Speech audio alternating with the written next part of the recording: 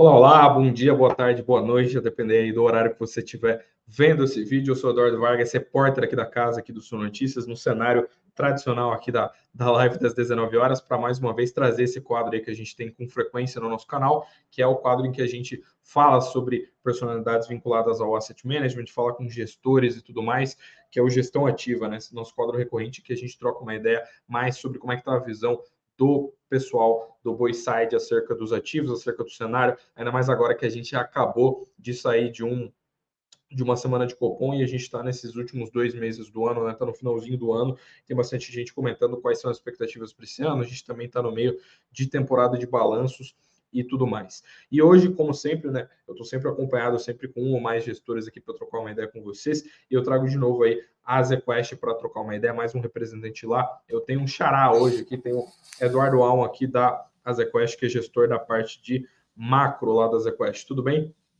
Tudo bem, Eduardo? Prazer estar aqui. Oi, pessoal. Eu sou gestor aqui da equipe macro da ZQuest, né? Cuido dos fundos de renda fixa e fundos multimercado. Eu vim aqui bater um papo aqui com o Eduardo Vargas. Vamos lá. Obrigadão aí pela sua participação. E o que eu ia lhe perguntar, né? Aproveitando que a minha primeira pergunta já é quase meio que um aprofundamento dessa introdução aí do que você faz no mercado, né? Que você que é gestor macro daí, mas você teve salvo engano, você teve uma parte da sua carreira como trader, né? No BNP, na Nel e em outras casas. Como é que esse seu background te ajuda como gestor hoje aí, já que você tem participação em vários fundos e você tem essa dinâmica aí dentro da ZQuest? Eu já estou acumulando, acho que cerca de 20 anos de carreira, né, no mercado. Sempre trabalhei em mesa. Então, trabalhei durante alguns anos no começo da minha carreira numa asset que chamava Ritual. Era um fundo offshore que também tinha um DNA bastante parecido assim até com a ZQuest aqui, no sentido que a gente tinha uma liberdade bem grande de operar diversos ativos, né?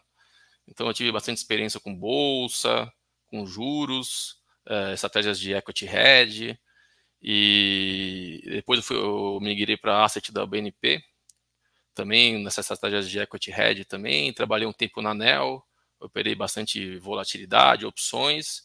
Eu fiz uma carreira também no Bradesco, depois na tesouraria do Bradesco, numa mesa que a gente chama de mesa proprietária, né? Que é uma mesa que cuida só enfim, cuida do dinheiro do banco no sentido de buscar um alfa ali para gerar um resultado, né? E alimentar a tesouraria com ideias, enfim, ajudar na LM, no sentido de ideias mesmo, assim, não de execução. Mas foi um período bastante rico também. Depois eu trabalhei um tempo na asset do Safra, na equipe do Fundo Galileu também, uma experiência bem enriquecedora. E desde 2021, não, na verdade é desde o ano passado, do começo do ano passado, que eu vim aqui trabalhar aqui na ZQuest, que era parte da equipe aqui da ZQuest, trabalhou comigo lá no Bradesco, né?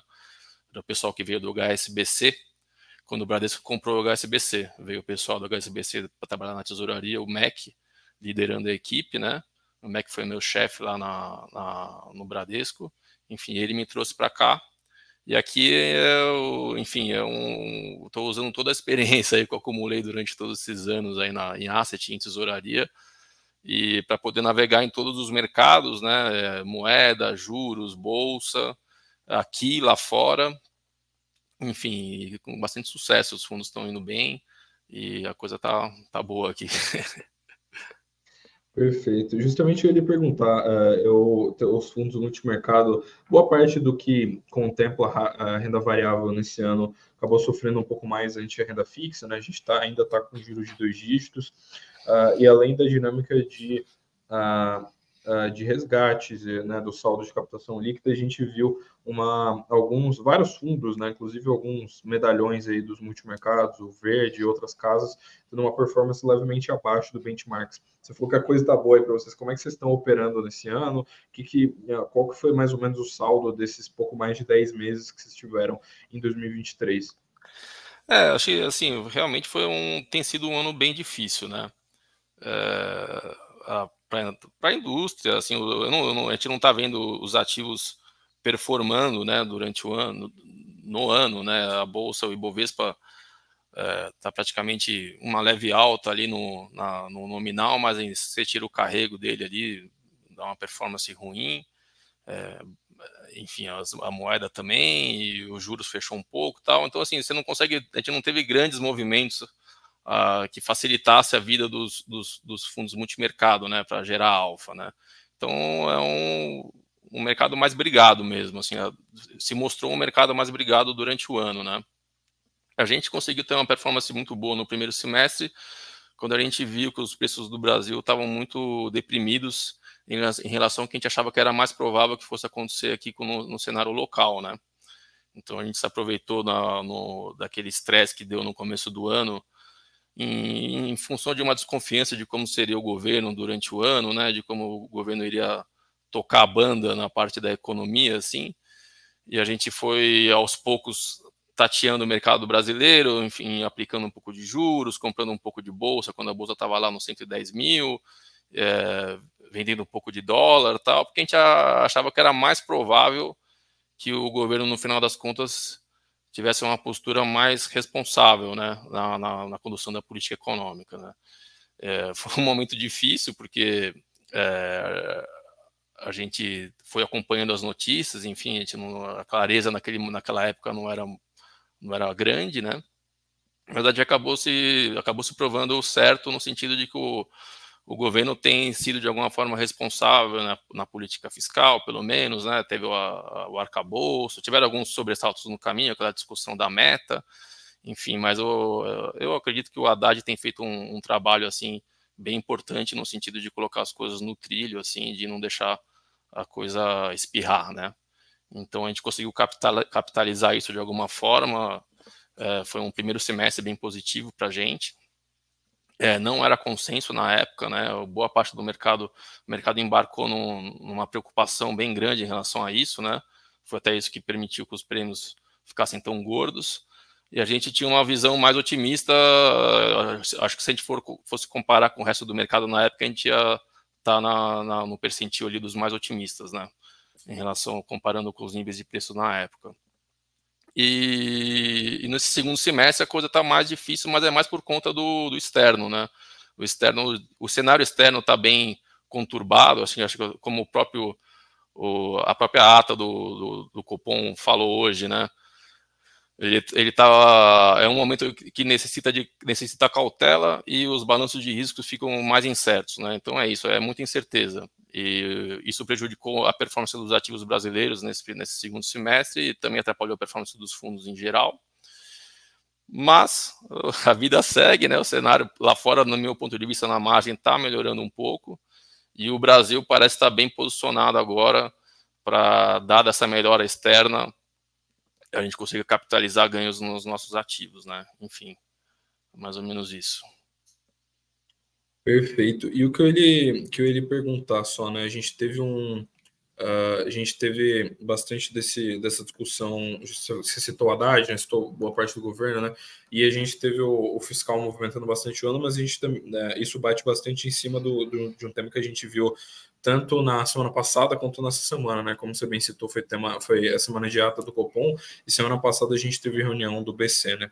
A expectativa é de que a gente termine esse ano aí o consenso vê 11,75 de Selic, né? E para o ano que vem o pessoal tem aquelas projeções entre 9, 9,25, 9,50. Queria saber como é que estão as expectativas de Selic para esse ano e para o ano que vem de vocês, e como é que vocês viram a trajetória dos juros nesse ano, né? Já que a gente teve um cenário que inclusive contou com bastante influência externa, né? Por conta dos movimentos do Fed, que foram um driver bem relevante para o mercado no acumulado desse ano. Bom, enfim, o Banco Central, no comunicado mesmo, né, ele falou que se tudo se mantiver da maneira como ele espera, né, ele vai dar, nas próximas duas reuniões, 50 bases de corte, né, então terminaria o ano em 11,75, e na primeira reunião do ano que vem seria 11,25, né. O mercado, nesse momento, está trabalhando com um juro terminal de mais ou menos entre 11,25 e 11,30, né? Aí se você olha lá na pesquisa Focus, eu acredito que o Focus está com 9,25 de juro terminal, né? Bem abaixo do que o mercado está precificando agora. E, enfim, e aí as casas, cada um tem a sua estimativa, né? Mas assim, o mercado agora está precificando algo em torno de 10,25, né? Que é bem acima do Focus, né? A gente aqui acredita que no juro terminal vai ser abaixo de 10, pode ser alguma coisa entre 9,5, enfim, vai depender de como a coisa se desenrolar, né? De como o cenário externo se desenrolar. Eu gosto de pensar assim que o gestor, no final das contas, ele não é obrigado a cravar o número em que vai terminar a taxa Selic, por exemplo, né? Ou qualquer outro crescimento, ou mesmo o ativo em si, né? Em que ele está operando. Ele tem que ter uma distribuição de probabilidade que esteja mais próxima do que é o correto, né? Então, eu acho que é bem provável que seja abaixo de 10. Acho que tem uma probabilidade bem grande. É capaz que seja acima? Sim, é possível. Depende de como a coisa se desenrolar lá fora. Ou mesmo aqui dentro também, se o fiscal realmente, se o governo mudar a postura do fiscal, também pode realmente atrapalhar também aqui, né? Não é o que está acontecendo agora. Eu acho que essa questão da meta fiscal está um pouco mais de distração do que realmente uma mudança de postura do governo. Eu acho que a grande restrição é o cenário externo. Existem realmente preocupações que são legítimas, o próprio presidente do Banco Central tem trazido isso, né, da questão da liquidez, do aperto de liquidez no começo do ano que vem, né, por conta das emissões soberanas e corporativas. Acho que é um assunto relevante, ele mesmo está deixando bem claro que ele está preocupado com isso. Acho que é para se preocupar realmente, mas acho que o Brasil tem boas condições de eventualmente navegar esse cenário e conseguir cortar os juros para além de 10% de Selic terminal, né? E, enfim, isso faz toda a diferença para o país, né? Em vários sentidos. E a gente tem trabalhado com essa hipótese, né? Com essa distribuição de probabilidade, que nem eu disse, né? Com uma cauda mais gorda abaixo do 10 de terminal, e isso acarreta em um outro valuation para a bolsa, um outro comportamento do câmbio quando isso acontecer, ainda mais se você tiver um diferencial de juros mais apertado em relação aos outros países, né? O nosso diferencial de juros estiver realmente menor do que está agora em relação aos outros países, aos pares, ou mesmo aos Estados Unidos, enfim. Então é mais ou menos por aí que a gente tem trabalhado nos nossos cenários, né? Mas assim, a nossa expectativa é que seja mais abaixo de 10% de terminal, né? Eu acho que isso já é suficiente para dizer mais ou menos o que a gente está, como é que a gente está gerindo o fundo, né? Perfeito. E o que eu queria perguntar, né? Você comentou aí justamente que vocês aproveitaram para fazer algumas compras quando a bolsa estava 110 mil, e a gente vê a bolsa ainda meio lateralizada nas últimas semanas, né? Sempre entre 115 e 120 mil pontos. Agora a gente está ali na casa dos 118, e ainda, como você bem citou, o mercado ainda precifica o juro aos 2 dígitos, e tem toda aquela questão de a gente ainda enxergar a boa parte dos gestores ainda cita aquela bolsa barata, apesar de ser uma tese que está meio antiga, né? Todo mundo fala que a bolsa está barata há muito tempo. Mas como é que vocês estão enxergando o patamar de preço e de múltiplos dos ativos nesse ano? E como é que vocês estão enxergando o cenário dentre setores da bolsa, né? Se tem alguns setores que estão mais ou menos otimistas, já que nesse ano boa parte do que a gente teve influência bastante de bancos que corrigiram para cima, e além disso, Petrobras também teve uma alta substancial, né? A gente, assim, exatamente essa história da bolsa barata, realmente ela está barata. A gente está vendo um valuation aí de um PI para o ano que vem de 7,5, né? É um patamar bem baixo, né? Ela está barata. Mas às vezes a bolsa barata é a armadilha, né, para o gestor, né? Porque ela pode continuar barata, e se ela continuar barata, ela vai exigir um carrego ali que você vai perder dinheiro rodando contra o CDI. E ela pode ficar mais barata, né? E às vezes ela pode ficar barata durante um bom tempo, tal, ou ficar até mais barata, ou de repente depois os earnings caem e você descobre que naquele preço ela não estava tão barata que nem você esperava, né? Ela, no final das contas, ela estava médio barata e ficou mais barata depois. Então tem todas essas coisas para levar em consideração, né? Mas assim, eu acho que no final das contas os juros é um grande juiz, né, desse valuation da bolsa. Assim, se os juros abaixo de 10, eu gosto de simplificar o pensamento no sentido de achar que os juros abaixo de 10 ele vai incentivar um fluxo de compra em bolsa, né? As pessoas vão buscar novos patamares de retorno em relação ao CDI, né? Isso vai incentivar um fluxo maior para a bolsa, que vai tornar ela um pouco menos barata, que no final dos contos é o que a gente quer, né? Se a gente está comprado em bolsa, né? A gente quer comprar ela barata e vender ela menos barata, né? Então eu acho que os juros, no final das contas, é a peça-chave da história da bolsa, né? É o que vai destravar esse valor dela. E então é isso. Então, que nem eu falei, acabei de falar, se eu acho que os juros é abaixo de 10, a Selic vai navegar abaixo de 10, e eventualmente mais para frente até abaixo de 9, de repente até abaixo de 8, no final das contas, né? Aí a bolsa é outro patamar de preço, né? Com esses juros, né? E isso vale tanto aqui para o nosso juros local, quanto também o que é juros lá fora também, né? O juros lá fora, ele vai tanto permitir ele vai permitir que os nossos juros caia mais, se os juros lá fora cair, e ele também concorre com os ativos em geral, né? Os títulos lá fora concorrem com a bolsa brasileira, na verdade todos os ativos concorrem entre si, né? Então a gente também tem uma visão mais benigna de juros lá fora, do ponto de vista de política monetária mesmo, né? De inflação, a gente entende que o processo desinflacionário vai seguir, e tem uma probabilidade maior dele continuar seguindo e a atividade se mostrar mais fraca mais para frente, e é toda essa preocupação com inflação de serviços e mercado de trabalho ele vai aliviar, não necessariamente a discussão do fiscal, né, mas a discussão de inflação e atividade mesmo, né, e isso vai permitir que os juros tanto aqui seja mais baixo, quanto os juros lá fora, no final dos contos, vai ser mais baixo também, e de alguma forma vai abrir espaço para essa valorização da bolsa brasileira, né.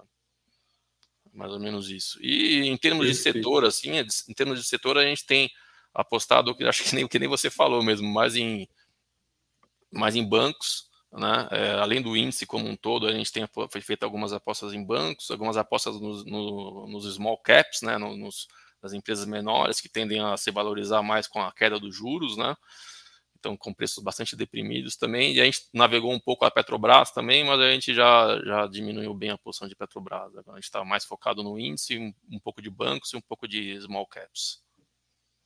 Perfeito. E com relação, assim, boa parte, a gente estava até trocando ideia sobre isso, não sou papo pré-gravação aqui, que é de costume aqui, que com todos os convidados que a gente traz aqui, você tinha comentado que boa parte dos assuntos que você tem uma parte considerável são multimercado, né? E tem essa coisa de multimercado ter essa liberdade muito grande para alocar em ativos. Como é que mudou a exposição em bolsa de vocês do começo desse ano para cá, e que outros ativos vocês costumam ter nas carteiras aí, além de bolsa, dentro dos multimercados? Tem alguma posição que vocês destacam, que vocês acham relevante, ou que tem uma parcela significativa aí das carteiras? Assim, a gente dá atenção especial e atenção devida e igual a todas as classes de ativos. Assim, todas as classes não, né? Mas eu diria assim, bolsa, moedas e renda fixa, né? São os que a gente mais olha, tanto de Brasil e internacional. A gente olha bastante também, mas a gente foca mais em Estados Unidos e Europa, né? Então a gente dá uma atenção igual a essas três classes de ativos. E em determinado momento a gente foca mais em um, em determinado momento a gente foca mais em outro, tal. A gente sempre discute qual que é o melhor ativo para se alocar no momento. Se eventualmente a gente vai fazer em um e vai fazer o hedge em outro, né, para tentar otimizar ali a performance e tentar melhorar o Sharpe do fundo. Então, assim, isso é uma discussão bem viva aqui dentro, e a gente fica navegando realmente entre as classes de ativos, e tanto aqui quanto lá fora. E eu diria que no ano a gente fez a maior parte das posições foram em primeiro lugar em juros, em segundo lugar em bolsa, e em terceiro em moedas, né? A gente tem trabalhado com posições compradas de bolsa, que nem eu falei, desde o começo do ano. A gente enfim, procura comprar na baixa e vender na alta, né? A gente nunca sabe qual que é a baixa e qual que é a alta exatamente, mas a gente tenta trabalhar dessa forma. Então a gente chegou a estar maior, depois a gente diminuiu um pouco lá em cima, mas continuou com alguma posição, e agora está tentando comprar de novo, está eventualmente, né, tateando o mercado, mas sempre com esse viés de compra, porque a gente vê que a bolsa está barata e está com uma boa possibilidade de subir aí com essa queda de juros, né?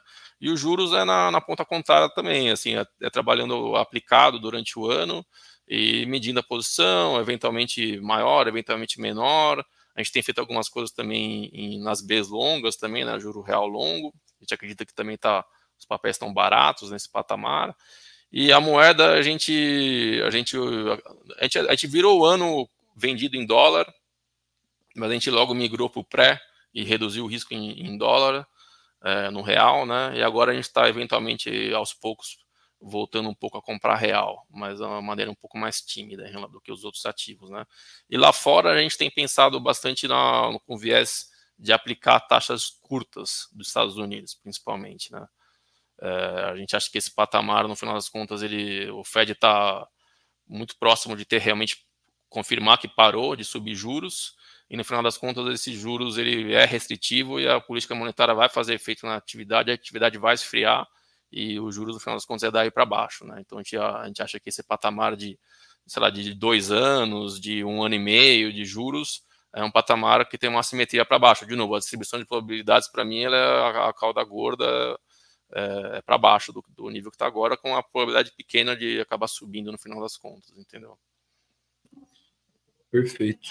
E outra coisa que eu ia lhe perguntar, né? Você citou os setores, né? Você citou que vocês têm alocação em bancos e a gente sabe que dentro dos setores do Brasil tem fama de ser muito heterogêneo, né? Apesar de eventualmente algumas altas ou quedas em bloco por conta, especialmente commodities, né? Quando tem alguma coisa que mexe no preço, mas tem dentro das posições que vocês têm hoje, tem alguma empresa que chama mais atenção, alguma coisa que vocês destacam mais, especialmente dentro das small caps, que a gente sabe que são os que estão, o SMLL é o que tende a estar um pouco mais amassado, né, dentre os índices da bolsa, né?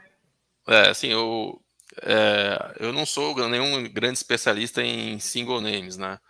Então, eu foco mais na parte macro da coisa, mas eu dei uma estudadinha aí nesse ano, até porque como eu estou animado com a bolsa, eu dei uma pesquisada e no final das contas um papel que eu gosto bastante, que até hoje tá num dia bem bom, porque saiu o resultado, né, o Itaú. Então não é uma small cap e tal, muito pelo contrário, mas eu acho que é um papel bom de se ter. Então, no final das contas, quando eu falo de banco, Itaú e em segundo lugar o Pactual também. O papel do Pactual também é um papel que eu gosto também. Perfeito. E o que eu ia perguntar, você bem destacou aí que você está mais no macro, né? Mas você tem acompanhado a temporada de resultados que está em curso, né? O que vocês têm discutido sobre isso, né? Porque a gente começou há pouco tempo, mas ela meio que ganhou tração agora, né? Os bancos, como você citou, divulgam mais ou menos a grande maioria nessa e na próxima semana, e a gente já viu alguns grandes nomes divulgarem daqui no finalzinho de outubro ainda. Como é que vocês estão enxergando essa temporada aí de earnings que tem mexido com a bolsa no caso de alguns papéis? Assim, de novo, né? Eu sou da parte macro, eu sou mais focado na discussão macro, né? E a parte dos resultados, a gente tem visto o Itaú hoje soltou um resultado bem bom, né? Foi bem animador. O Santander também já tinha mostrado um resultado bom também, que foi animador também. Enfim, e a gente está vendo em termos de atividade nesse último TRI agora um arrefecimento, né? A gente está vendo alguns indicadores de atividade um pouco mais fracos, né? Eu acho que isso pode ajudar aí o serviço desinflacionário do Banco Central, né? E pode estimular que pelo menos ele mantenha esse pace de corte de juros até mais lá na frente, né? De 50 bases e 50 bases, né? Então acho que assim a gente viu uma revisão de earnings para baixo aí do Ibovespa nesse ano em relação ao que se esperava há um ano atrás, né? Mas no final das contas você sempre acho que é natural depois de um crescimento tão grande dos earnings que a gente teve desde a pandemia, né? Você tem um arrefecimento, mas eu vejo com otimismo a trajetória futura dos earnings e, enfim, o que estimula esse valuation barato da bolsa aí que a gente estava comentando, né? Perfeito. E afora isso, dentro do macro, a gente já falou bastante de Selic, né? Que é justamente acho que era um ponto que o mercado tinha bastante foco, né? Principalmente porque a gente iniciou o corte de juros nesse ano. E o que eu ia perguntar, né? Olhando para o macro, você citou que você tem algum otimismo ali com relação ao fiscal, né? Que espera que olha com bons olhos as últimas que o pessoal tem feito algumas decisões com parcimônia, mas o que eu ia lhe perguntar é a respeito da Meta, né? Existe uma parcela grande e relevante no mercado que tem um certo temor sobre como é que funciona a meta. Até a gente viu a Bolsa cair meio em bloco na semana passada por conta de algumas declarações de membros do governo. Como é que vocês estão enxergando esse cumprimento de meta do arcabouço desse para o próximo ano, já que o governo tem esse desafio muito grande, que é a arrecadação, né? Que eles acabaram não tendo cortes relevantes de gastos, mas eles têm vários esforços no sentido de aumentar a arrecadação. Eu acho que assim, é um tema importante. Eu acho que tem uma diferença entre o que você vai discutir a meta e do que é o que é o arcabouço fiscal, realmente, né? Assim, a gente tem uma lembrança do que foi o estresse e a preocupação do mercado no começo do ano em relação a como o governo ia conduzir a política econômica e como isso ia se refletir no fiscal do país, né? Que era realmente uma incerteza grande, porque, enfim, dependendo de como ia ser conduzido, poderia ser bem ruim, realmente.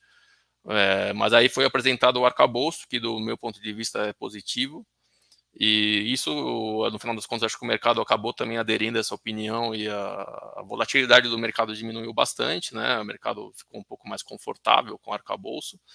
E agora está se discutindo a meta, né? A meta é um pedaço do arcabouço ali, é uma das variáveis que compõem o arcabouço, né? E no final das contas é muito importante a disposição do ministro em relação a isso, né? Então teve uma declaração do presidente, mas teve logo depois uma manifestação do ministro no sentido de defender a política econômica que ele está seguindo, né? Que envolve você arrecadar mais, né? Eu sou particularmente um pouco cético realmente em relação a grandes controles de gasto, né? Eu acho que nem o próprio presidente do Banco Central fala, assim, é muito difícil você cortar gasto no país, né? Cortar realmente. Às vezes eu sinto que o mercado quer que o governo faça isso, mas ele não vai fazer. Ele vai ter um patamar mínimo de gasto ali que ele vai executar, entendeu? Então tem essa busca por mais receita para poder equilibrar, né, o fiscal. E o ministro está em busca disso, né? Então tem agora essa medida provisória aí 185 que eles estão tentando aprovar lá no Congresso, que diz respeito à base tributária, né, dos ICMS dos estados. Eu acho que é uma medida que traz uma receita grande. Pode ser que seja um pouco desidratada no Congresso, mas mesmo desidratada ela faz diferença em termos de arrecadação, né? Então a gente tem que olhar isso com lupa agora, né? Ver se como é que o governo vai se dedicar à aprovação dela, né? Se ele vai ter sucesso nessa aprovação, né? Não é uma medida fácil, porque tem interesses aí dos estados, de empresários, tal. O Centrão aí parece que está querendo cobrar um preço um pouco mais alto, enfim, tem toda essa negociação aí para acontecer em Brasília, mas parece que tem uma disposição grande do governo em aprová-la, né? Até porque é importante realmente para o governo aprovar, porque ela pode erodir a base tributária do governo, né? Vai atrapalhar bem a vida deles, né? Eu acho que o Lula ter chamado todos os líderes ali, ele pessoalmente, junto com o Haddad, ele mostrou que essa questão do Haddad ser desautorizado em relação ao Lula é um pouco não foi exatamente isso, no sentido de que eles têm uma relação forte ainda, isso é importante, né? O Haddad tem uma relação forte com o Lula e vice-versa. Isso é importante para a estabilidade do país e do mercado. E parece ter uma disposição realmente de aprovar e do governo, e enfim, vamos ver se vai dar certo, né? Se aprovar. Eu acho que mudar a meta nunca é bom, é melhor que não mude, mas também as coisas têm suas proporções, né? Não sei, a proporção de toda essa discussão da meta, se não for uma mudança muito grande, também ela é menor do que outras coisas que estão acontecendo no país, né? Assim, o país tem várias coisas boas acontecendo no país, né? Em termos de crescimento, o setor privado, enfim, a parte agro está muito forte, o setor externo está muito bom, a reforma tributária, no meu ponto de vista, é muito melhor do que a gente tem hoje. E tem todas as mudanças para melhor que aconteceram desde 2016, né? Reformas micro, macro, do ponto de vista regulatório, enfim, tem muita coisa boa aí que o Brasil, que aconteceu com o Brasil nos últimos anos, né? Isso faz diferença também. Perfeito, então, muitíssimo obrigado aí pela participação aí, e a gente agradece sempre a presença de vocês. E o que eu lhe perguntar, só para a gente fechar aqui, tem algum dado, algum lugar em que o pessoal consiga achar os fundos de vocês, algum site que você queira divulgar, algo, se vocês têm presença nas redes sociais? Acho que coloca um AZQuest no Google ali que já aparece o nosso site lá tem todas as informações da empresa, tal, dos fundos macro. E é isso, galera. Vamos lá aplicar nos fundos macro da AZQuest que o retorno vai ser bom ainda mais para frente também. Perfeito. Então, muitíssimo obrigado aí pela participação. Brigadão, viu? Valeu, Eduardo. Até mais. Fechou, então. Brigadão. E só lembrando a todos vocês, dá aquele like aí no final para ajudar o YouTube a entregar esse vídeo aqui para mais gente, para ajudar o nosso trabalho. E também, claro, se você for novo por aqui, não esquece de se inscrever. E além do mais, como a gente tem essa frequência aqui na hora de chamar os gestores, a gente sempre deixa aberto aí se vocês quiserem comentar, mandar nas nossas redes sociais alguma sugestão de algum entrevistado por aqui, a gente sempre se mantém de portas abertas. É isso, muito obrigado, até mais e tchau, tchau.